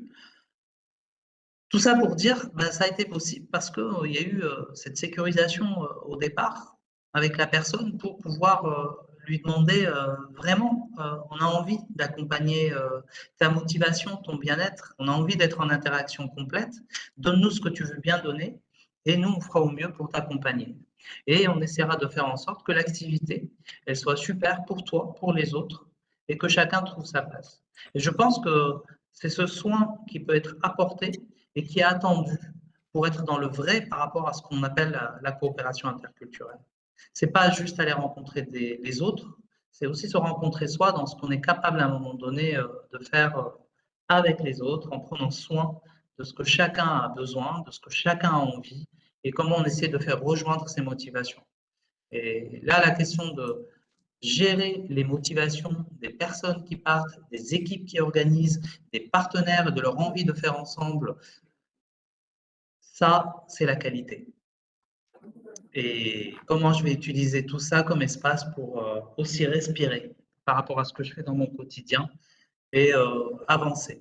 Ne pas s'oublier aussi là-dedans. Nous ne sommes pas que corvéables pour des publics qu'on accompagne. On a aussi des choses à vivre et du coup, travailler la bonne proportion pour mettre en place des changements qui sont réalistes par rapport à ce qu'on souhaite faire. Et ça se travaille vraiment dans une stratégie d'internationalisation. C'est-à-dire que c'est parce qu'on a réfléchi à comment j'intègre des changements dans cette stratégie. Et en gros, pour le dire différemment, comment l'Europe, elle peut m'aider, hein, c'est quoi sa valeur ajoutée? Sinon, j'ai pas besoin de lui demander quoi que ce soit. Comment un Erasmus, comment un volontaire européen, je me pose la question mais systématiquement. Si c'est envoyer les gamins faire du foot entre eux et se dire, ben voilà, ils ont été ailleurs, c'est super, mais pourquoi faire? Ça répond à quoi? Quelle envie, quel besoin, qu'est-ce qu'ils en retirent? Qu'est-ce qu'ils en font derrière? Et il n'y a pas un projet qui sera moins bien qu'un autre. Il n'y aura que des projets qui passent, c'est ceux qui respectent vraiment cette question de changement et qui savent la définir concrètement.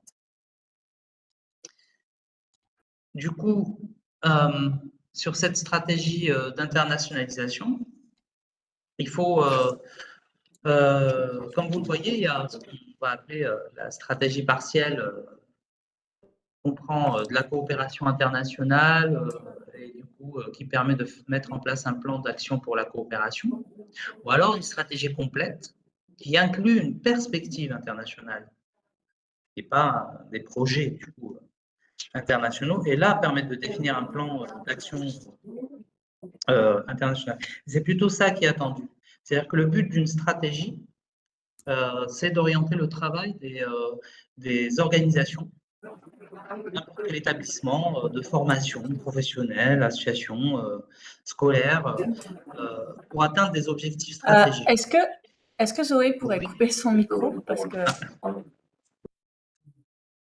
Désolée. Du coup, il n'y a pas de souci. Du coup, je vais y revenir, vous inquiétez pas, hein, sur la question des objectifs stratégiques.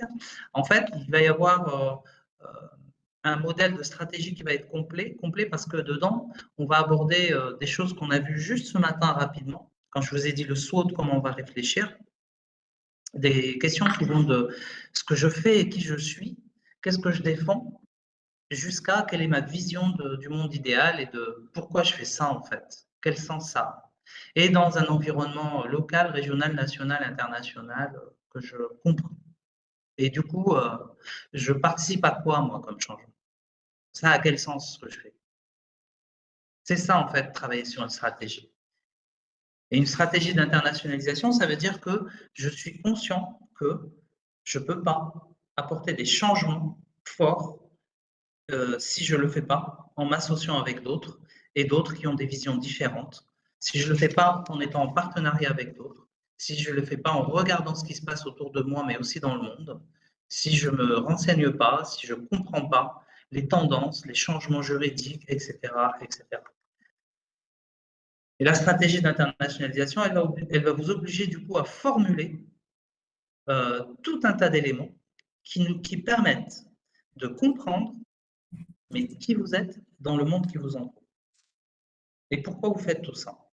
Donc ça rejoint des éléments qu'on a vus avant. Et attention, cette stratégie d'internationalisation, c'est devenu une obligation quand on demande un lead ou une accréditation. Elle est à mettre en annexe et pour permettre à l'évaluateur de lire l'ensemble des éléments. Et si vous n'avez pas fait déjà les étapes précédentes, ça peut être un peu compliqué voilà, d'aborder tous les éléments qui la composent. Il y a quelqu'un qui a levé la main, ça a été très furtif pour moi. Oui, c'est moi, pardon. J'ai une petite question par rapport à ce document. Est-ce que il doit aborder le projet de façon globale ou est-ce qu'on doit aborder la stratégie pour chaque type de personnel ou chaque élément des structures concernées? Non, il va aborder de manière globale concernant les organisations, leur personnel, leurs apprenants. Elle va concerner tout le monde en fait. Elle va donner une ambition parce que elle va partir du SWOT avec ses défis principaux pour pouvoir D'accord. définir tout un tas d'éléments. Voilà. Mais on ne rentre pas dans le détail sur ce document. Si, ça va être là-dedans qu'on va remplir.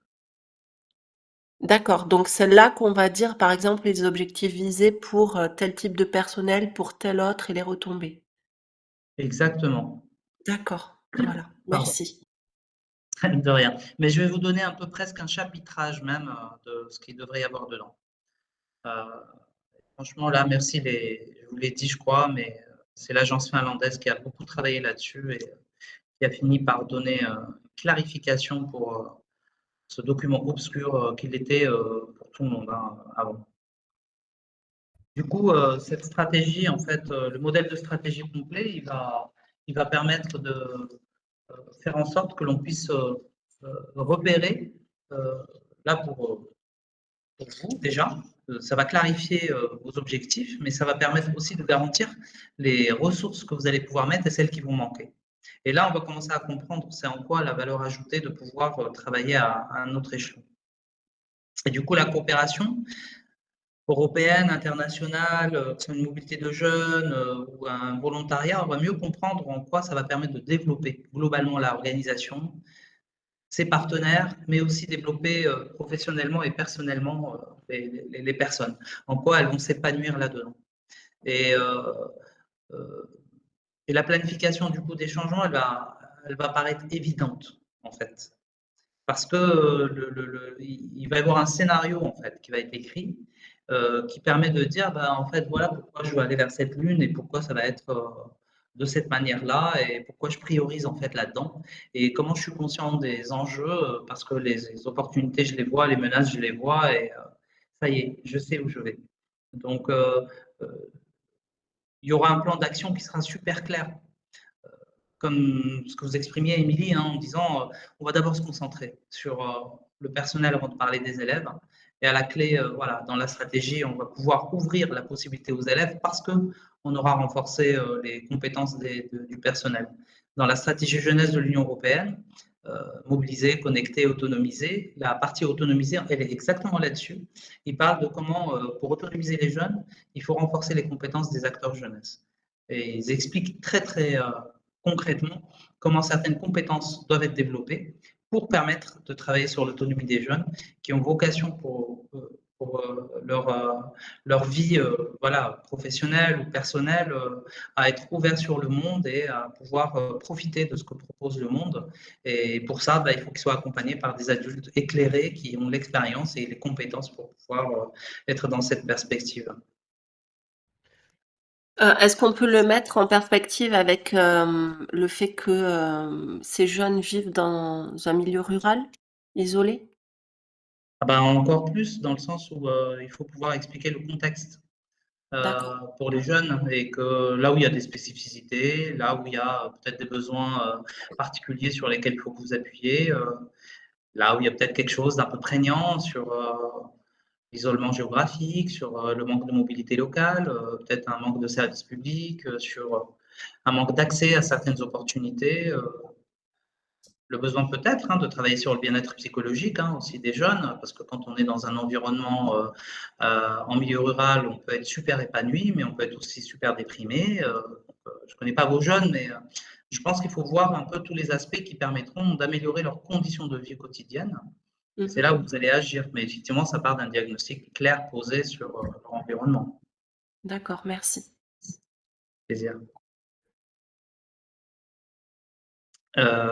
Est-ce que ça va là sur cette question de stratégie Oui, vous m'entendez? Oui. Ouais. Et inversement, est-ce que la possibilité de travailler sur l'attractivité pour des jeunes en milieu rural, justement, des zones de milieu rural, des zones rurales un peu désertifiées, notamment avec des jeunes professionnels et travailler sur l'attractivité. Est-ce que ça serait possible? Comment vous... Enfin, voilà. J'aimerais bien avoir ton retour là-dessus. Mais là, ce que tu essaies de dire, le propos de la stratégie, par exemple, c'est de se dire, on va travailler sur l'attractivité du territoire vis-à-vis des jeunes. Les jeunes qui y naissent et qui y grandissent, pour qu'ils y reviennent s'ils partent ou qu'ils y restent, et ou d'attirer des jeunes d'ailleurs. C'est ça? Oui, c'est ça. Oui, ça peut être complètement voilà, une problématique à expliquer. Même si ça peut paraître évident de se dire oui, milieu rural, donc les jeunes ils partent, donc il faut être très explicite dans ce qu'on propose. Parce que j'ai pu, je crois que c'est dans le 65, donc c'était très intéressant, deux élus qui disaient l'exact contraire l'un de l'autre. Il y en a un qui disait justement qu'il fallait travailler sur l'attractivité du territoire pour faire revenir des jeunes qui partent. Quand ils font leurs études, ils ne reviennent plus. Or, il y a besoin de garder les jeunes sur le territoire et d'en attirer d'autres. Et un autre qui était sur une posture de dire mais qui on est pour dicter la vie des gens, et notamment de nos jeunes, au contraire, aller voir le monde, aller ailleurs, c'est leur permettre de s'épanouir. Et la liberté de choisir où on doit vivre ne doit pas être entravée par des considérations stratégiques sur un territoire. Si c'est le cours des choses, voilà. Il ne faut pas entraver. Si c'est le cas, par exemple, chez vous, je pense qu'il ne faut pas, enfin, selon moi, il ne faut pas rendre idyllique la situation. Il faut être dans la réalité de ce que c'est.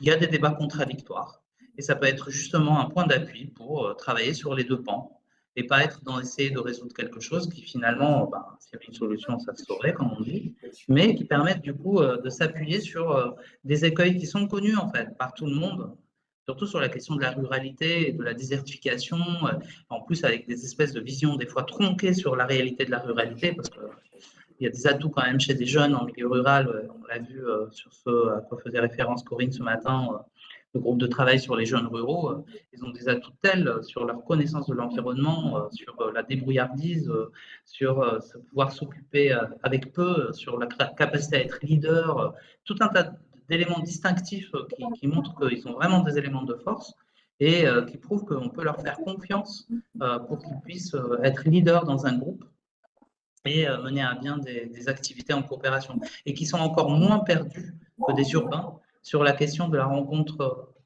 culturelle avec d'autres, parce qu'ils viennent en fait avec un patrimoine riche et non normatif, non lissé, non neutre, mais avec justement avec une identité culturelle assez forte et avec une espèce d'estime de soi qui est quand même très, très forte sur, voilà, on vient quand même de territoires super chouettes et ça, c'est un truc qui revient souvent.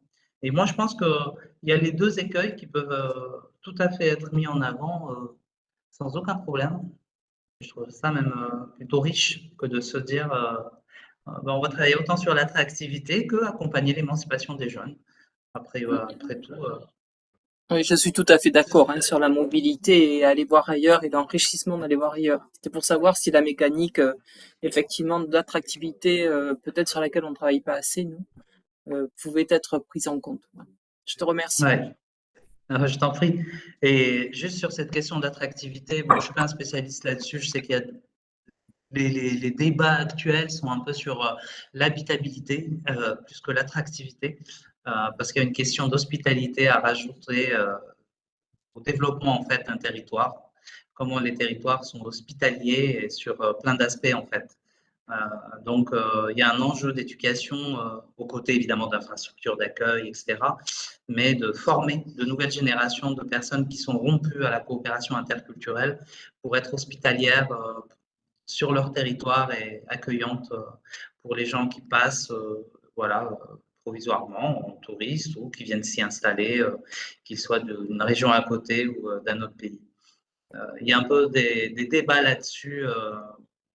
On est en train de dire que la question de l'attractivité et du rayonnement sont peut-être des sujets un peu dépassés et qu'il faut redéfinir.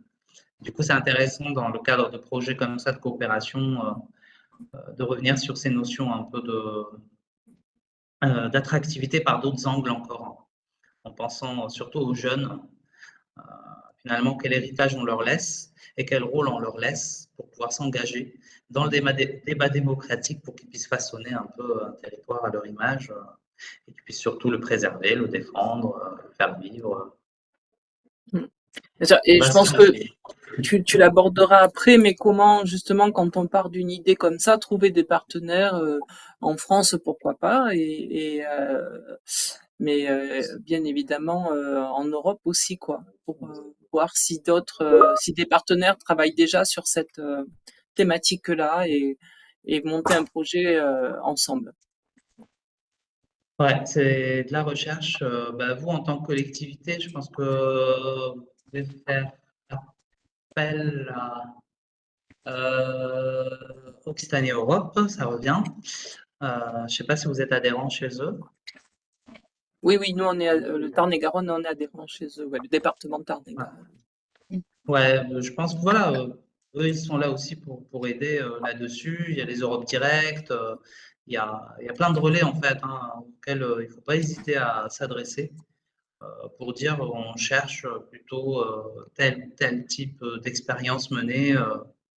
Et je pense que vous devez avoir des collègues aussi dans d'autres départements, donc l'association des départements, voilà, de ne pas hésiter, je pense, à interroger.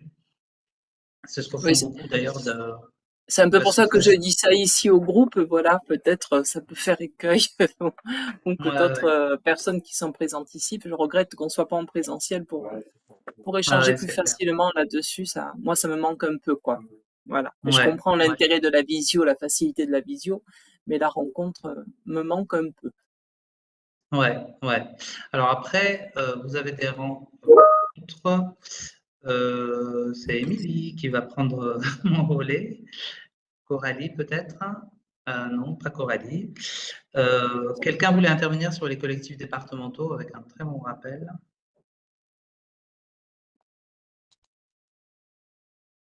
Non? En C'est, tout cas, les... pardon, Oui, c'est juste moi, donc Clémentine, qui ai rajouté Clémentine.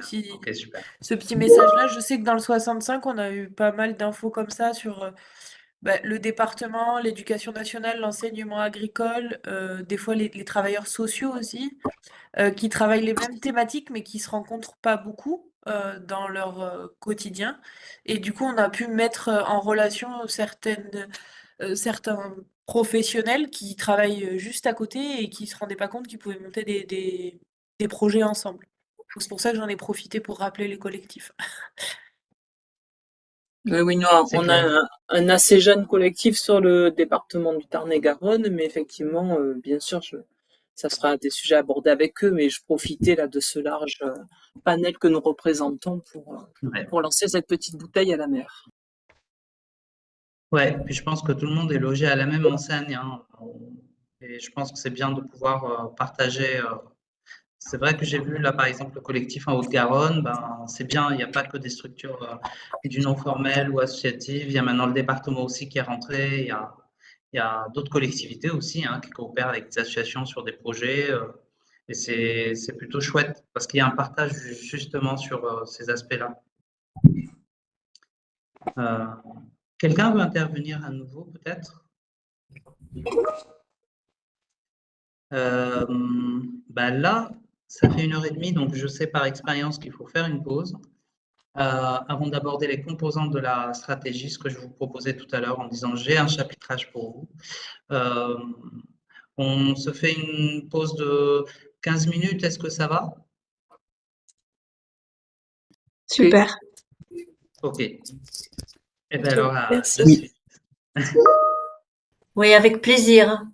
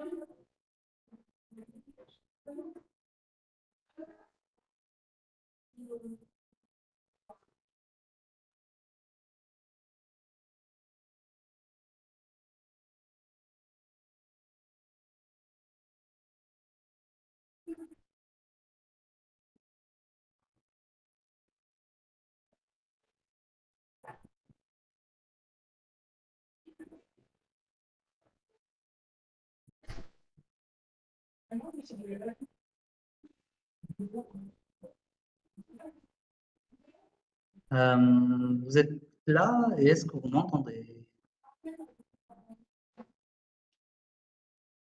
Non? Oui, Ah, cool. on vous entend. Et, On vous entend, oui. et vous Oui, voyez, on entend bien. super. Et vous voyez toujours le. On voit aussi les deux en même temps, Waouh, c'est magnifique. n'est-ce pas? Euh, Après la pause, vous voulez revenir sur des éléments qui ont été dits jusqu'à présent? Non. Moi, ah, pardon, Stéphanie de la RML, c'était plus une remarque. Bon, c'est très très intéressant, hein, ça permet de. Enfin, si je peux faire une synthèse, c'est vraiment d'aller plus loin et vraiment de se mettre dans une perspective au long cours, j'ai envie de dire, parce que Ouais. finalement, et en même temps, je trouve que c'est difficile parce que c'est vrai que ça pose la question de sortir un peu des projets qu'on a l'habitude, enfin, comment dire? Parfois, on peut imaginer une mobilité internationale pour les jeunes, en l'occurrence, comme presque une fin en soi. Vous voyez ce que je veux dire? Dans le sens où il y a que la enfin, quelque part, dès lors qu'il y a une rencontre, ça portera forcément des fruits, vous voyez? Mais là, du coup, votre présentation, enfin, voilà, ça rappelle que les projets européens, il faut aller au-delà de ça, enfin, que la rencontre doit quelque part, hein, si je reprends cet exemple, que la rencontre doit permettre autre chose. Voilà, donc c'est plus une remarque parce que c'est vrai qu'on a plutôt tendance à se dire, ben, l'important c'est qu'il puisse déjà sortir de chez lui, du territoire français, qu'il rencontre d'autres façons de faire et finalement ça peut être déjà une fin en soi. Mais voilà, là ça engage un peu à aller plus loin. Voilà, c'était plus une remarque que Ouais, voilà, ouais. dont je voulais vous faire part. Ouais, bah, je suis entièrement d'accord. Et effectivement, c'est définir les bienfaits de cette rencontre. Comme sont définis les bienfaits à moyen ou long terme d'un aliment, ou d'un légume ou d'un Mmh. fruit. Pour moi, c'est la même. Ouais. En quoi c'est utile. Mhm. Mais stratégiquement, ça peut quand même marcher, hein. Vous pouvez tout à fait déposer en étant juste sur cet écueil, hein. Par contre, vous aurez une note qui sera en deçà de... Voilà, ce sera une note peut-être qui passera dans la moyenne et qui fait que vous pourriez avoir un financement. Mais comme les projets européens, en fait, c'est comme un concours. Et il y a des critères. J'allais y venir, j'en parlerai demain, hein, mais je peux en parler dès maintenant. Ils notent sur les 4 critères de pertinence du projet, de la qualité de coopération, sur les impacts. Et si tout ça est bien ficelé, bien expliqué, effectivement, on a bien défini tous les changements, les transformations, les impacts qu'on souhaite atteindre, et on voit que c'est vraiment inscrit dans une stratégie, la note, elle va être plus haute, parce qu'après, ils font un classement des notes, de la plus haute à la plus basse, dans un appel, et ils consomment les crédits qu'ils ont à disposition pour donner de la plus forte note à jusqu'à ce qu'on appelle une note seuil. Et donc, il y a des projets qui peuvent passer à la trappe, même s'ils ont la note pour être financés. Et là, j'ai assez de recul quand même depuis le temps avec ces formations. On le voit dans les résultats, bon, ben, les personnes elles obtiennent des notes assez élevées pour qu'elles puissent passer.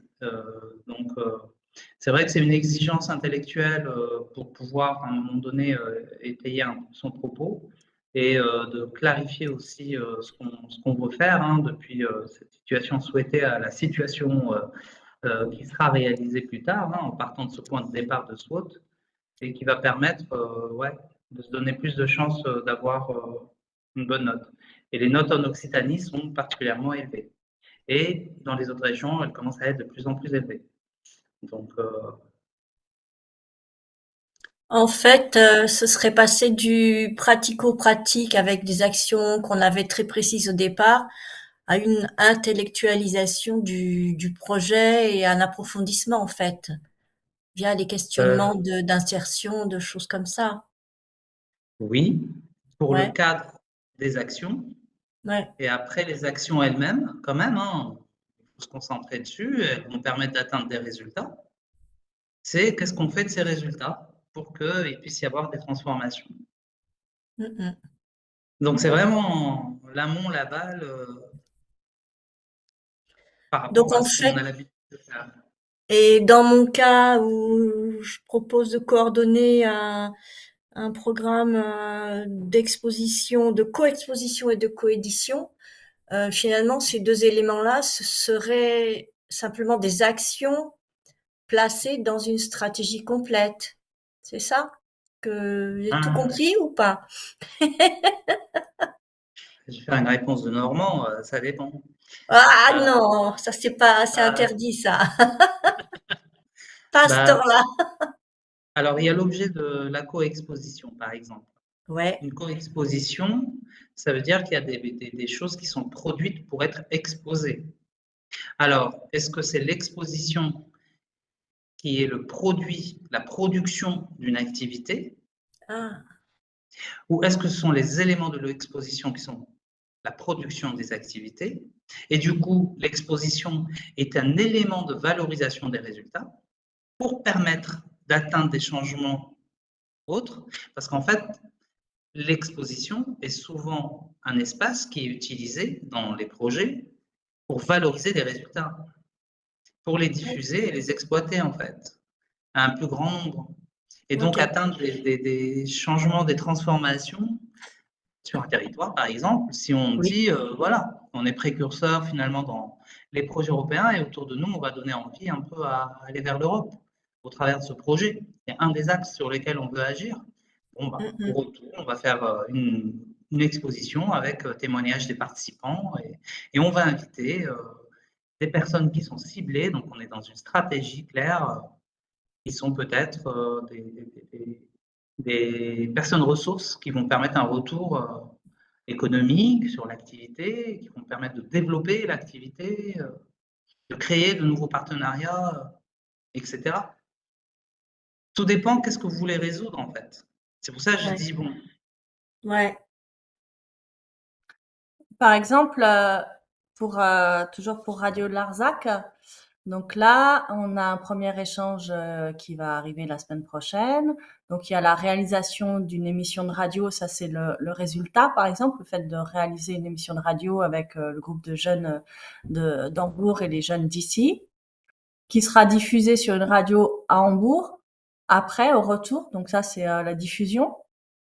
Et après, on pourrait imaginer que l'impact, ce serait que y ait, par exemple, l'année prochaine, un échange avec un autre pays, et encore l'année d'après, un ou deux jeunes qu'on a fait participer à ces actions, qui viennent en service civique européen à la radio pour faire de la radio, avoir un peu tout le temps des jeunes européens à la radio, sur le modèle de Euradio à Nantes, par exemple. Ça pourrait être ça, tout le déroulé.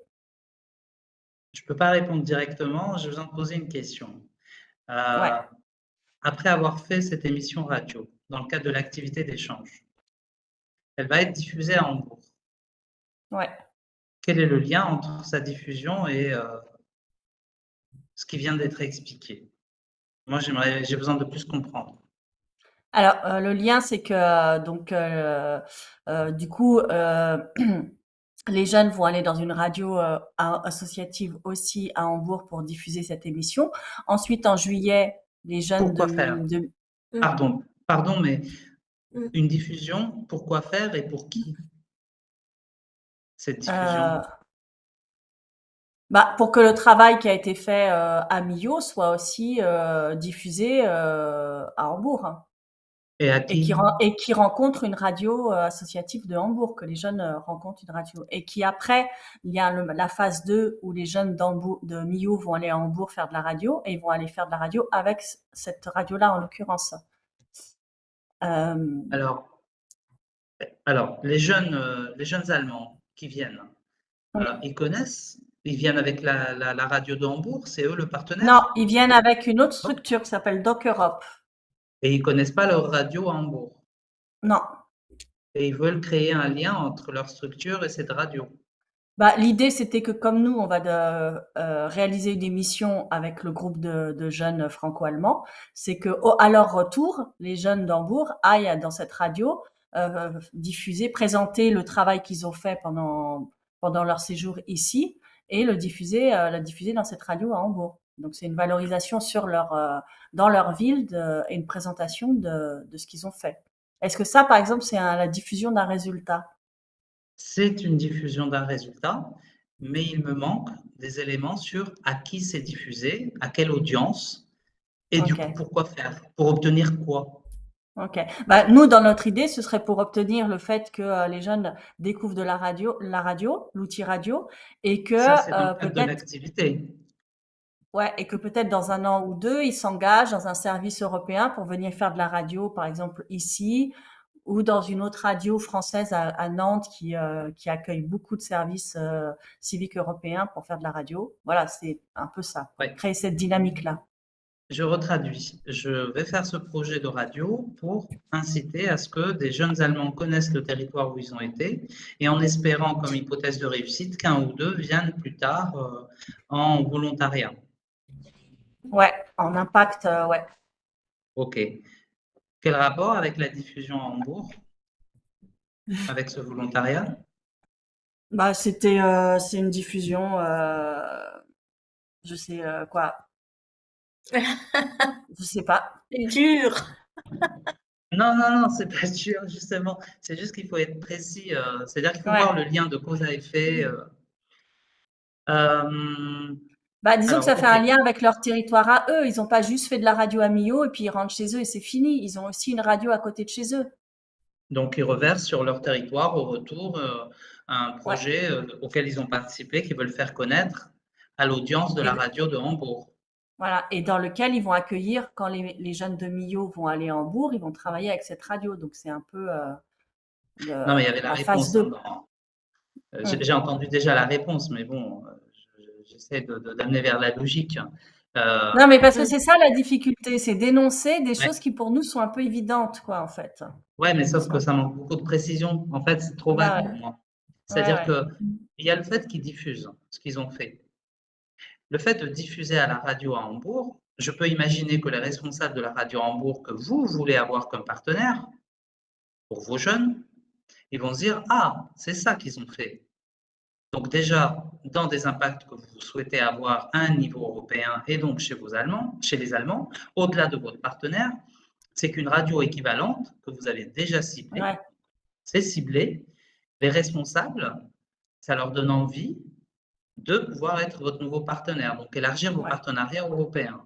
Au niveau radiophonique, ouais. Ouais, là, du coup, ça prend tout son sens. Vous allez maximiser Ok. l'impact en diffusant le travail qui a été fait au retour par les jeunes Allemands. Ok, Il ouais, c'est faut ça. que ça soit précis, en fait. Ouais. Merci. Et comme ça, on ne tombe pas dans des écueils un peu génériques. On est champion du monde là-dessus, hein. Voilà. De dire un truc qui est évident, c'est pour ça que je parlais d'explicite, en fait. Mais on peut imaginer aussi que l'objectif de cette diffusion à la radio n'est pas lié qu'à des responsables de radio qui vont être invités à se dire tiens, ben, on va être partenaires, parce qu'ils vont être les ambassadeurs, vos ambassadeurs en fait, les jeunes Allemands, pour créer Ouais. ce lien. Et qui vont défendre que ben, ils ont des potes et des amis qu'ils aimeraient bien recevoir pour faire la même chose et qu'ils ont envie de leur faire connaître leur ville et cette radio. Et la radio va être contente d'avoir des jeunes qui viennent taper à la porte. Donc on peut imaginer tout ça. Mais est-ce que on peut réfléchir sur le contenu aussi de l'émission qui sera produite? Elle aborde un thème particulier? Oui, bah, l'Europe et en fait c'est un regard croisé avec le comité de jumelage franco-allemand là sur Millau, et c'est un regard croisé entre la génération, le comité de jumelage évidemment est plutôt âgé, et c'est avec les jeunes un regard croisé sur l'Europe. Et après pendant toute la semaine, les jeunes elles travaillent sur le droit des femmes et à travers l'Europe, et puis un peu les élections européennes qui arrivent aussi. Donc voilà, ça, ce sera les trois thèmes abordés pendant l'émission. Mais D'accord. on peut aussi imaginer que ça peut permettre, si les jeunes ont vraiment envie de continuer à faire de la radio à Hambourg, bah, ils ont le contact avec une radio aussi. Mais ça, c'est pas un impact, on peut l'espérer, mais on peut pas le déclencher, quoi, qui est un jeune parmi 10 qui va continuer à faire de la radio, quoi. Ça, c'est vraiment hypothétique, quoi. Ouais, mais vous pouvez tout à fait dire que vous voulez créer une envie d'aller vers et que Ouais. dans ce que vous voulez, vous, c'est là où il faut être réaliste. Que 4 mois après, vous espérez qu'il y en ait au moins un qui s'engage là-dedans. Mais vous pouvez, sans parler de cet indicateur précis de 1, parler de créer une envie d'aller vers. Et on peut le comprendre. Dans le cadre d'un échange, crée pas tout d'un coup des jeunes qui sont capables de. C'est un peu comme l'écueil sur je fais un échange de jeunes et c'est bon, ils vont parler anglais. C'est pas vrai. Ouais. Bah oui, c'est ça, ouais. Donc c'est juste la proportion de ce qu'on recherche derrière, hein. Ouais. Et c'est vrai qu'à long terme, on aimerait créer une dynamique plus forte là-dessus, et pouvoir vraiment accueillir un peu en permanence un petit groupe de jeunes à la radio qui fassent du contenu radiophonique autour de l'Europe, mais du local aussi, quoi. Simplement, c'est une rédaction européenne, quoi. Donc vous êtes déjà en train de définir un impact à un niveau local et à un niveau européen. Ouais, sur plusieurs, Ouais. à long terme. Ouais. Créer du débat sur l'Europe, autour de l'Europe et la vision que les uns et les autres ont de l'Europe, dans des débats libres en lien avec les questions d'engagement démocratique, sur des thématiques peut-être qui relèvent de l'inclusion et la diversité, si j'ai bien compris, et peut-être élargies à des notions comme les doubles transitions numériques et durables. Il est parfait ce projet.